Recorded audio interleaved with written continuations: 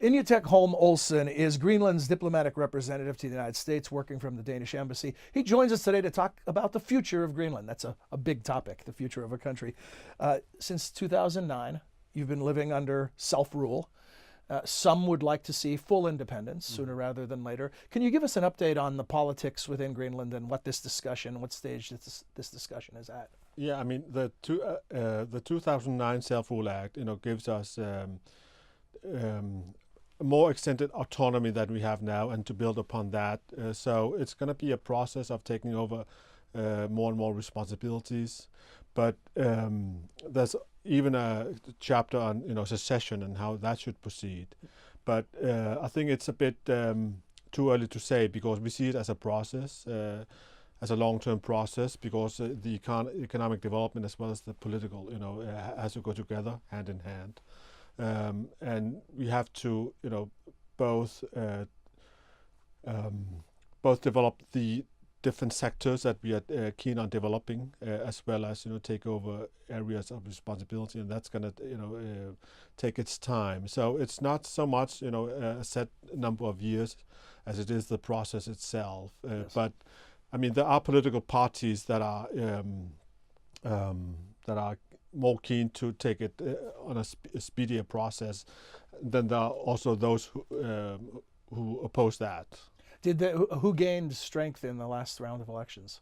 Well, it was kind of a interesting election, since there was we saw for the first time a new party that that wanted to keep maintaining the relations with Denmark as they are, and then also a new party that want to take a much speedier process. So you have kind of a, I mean, the biggest two parties, lost some percentage of their voters to I think to the other parties. So it's it isn't a clear-cut picture. It's it's murky, but I think the largest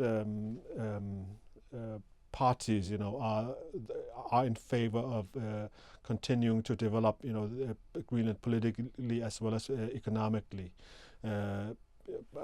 And then, as I said, then it's a question of temperament, as how quickly that should go. In terms of development, whether it be economic development or government structures or whatever it might be, where are the greatest needs? I know I've heard infrastructure come up quite a bit. Yeah. I mean, infrastructure development is necessary if we are to make the economy more efficient, and as well as transportation and shipping. So that's what we are developing as well and doing these years. But also to develop new sectors, like mineral resources, because right now our economy is largely dependent on the fisheries and export of those, as well as the potential for hydropower development, tourism, and then everything is tied together. It's when you develop the infrastructure, that's also going to be benefiting. Better, for example, airports can help tourism. Yeah.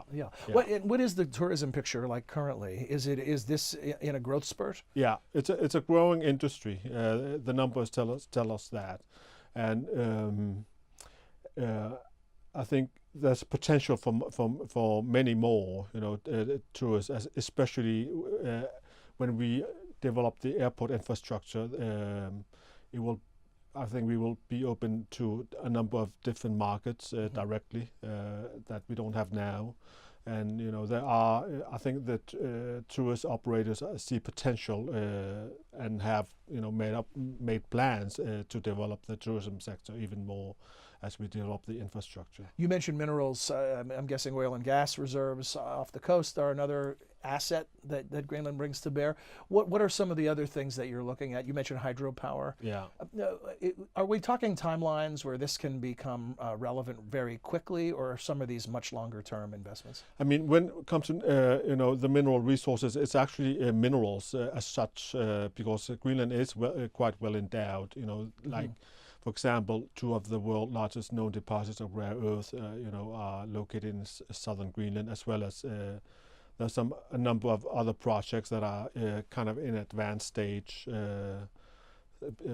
but oil and gas is actually in Greenland, in and around Greenland, is dormant right now. So we're looking at in the short term to develop, to benefit from the mineral resource extraction, and I think we're going to see or we would like to see a number of mines being operational, up and running in the coming years. They say geography is destiny, and where you sit makes you of strategic importance in all kinds of things. And now, with a greater focus on the Arctic and on the newly emerging routes, you're sort of in the catbird seat. Is that part of the discussion in a big way? Yeah, it's interesting that you mentioned that, because some will see us as being very remote, but I think we have to change that picture, because we want to see ourselves in many ways in the center of where things are happening. You mentioned, climate change is affecting Greenland and the Arctic, and that's very much true. But in many ways, Greenland is, both part of the North American continent, but also very much also tied to the to Europe, as well as the Nordic and Scandinavian countries in other ways. So we see ourselves as a kind of a bridge between those two, but also when we look in a much broader sense, there are a number of countries that are showing interest. From some Asian countries, especially, in the Arctic, and that in that sense also Greenland. Are there plans underway for, say, a major shipping hub or anything of that nature? No, we have developed our, shipping port.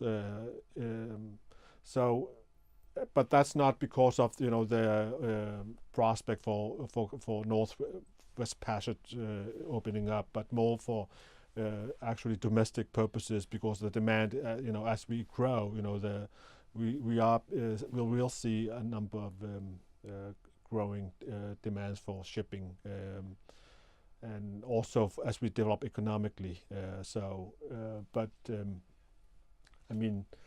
I think it remains to be seen whether these new routes will materialize. But I think the future is interesting in that respect in many ways. Where will the investment come from? We see the rise of China, and things are shifting geopolitically. Do you see that in the future for Greenland, that some of the alliances or some of the investors will change over time? No, I think with our history and both with Europe, but also what we want to see from for example, investments from the U.S. We're very much open to for business, so to speak. China is an important market for a number of reasons, as well as the economy, but it's not so much a question of where things. I think from an investment perspective, we will look out, the investors where we see potential, as well as they, from their side as well. So, and we're not so keen on whether it's one nation or the other, but I think the Arctic is becoming, will experience, I think, much more attention from, prospectors as well as developers and investors. And that's something, and we're very conscious about seeking out these, new form of developments as well. How does population fit into this equation? In other words, will you be looking toward population growth as the economy becomes more self-sustaining and less connected to Denmark? That's a very, very good question, because in some parts of Greenland, we still have, for example, high unemployment, but in other areas where we are seeing a lot of economic development, there's almost zero. So I think in the near future, we have to. I think it's a question of domestic or internal, organization. But I think we will always have a need of specialized labor in that sense. We, as part of the Nordic family, for example, Nordic citizens can from the Nordic countries can work in Greenland and that's the same. I mean, true is the same for Greenlanders in other Nordic countries. I want to ask you about this partnership with the Wilson Center on these Greenland Dialogues. And I guess today kicks that off in some ways, the event that you just did with Mike Sprague and the Polar Initiative. Tell us about what's planned. This is fascinating stuff. You're going to be working through all kinds of questions, big and small.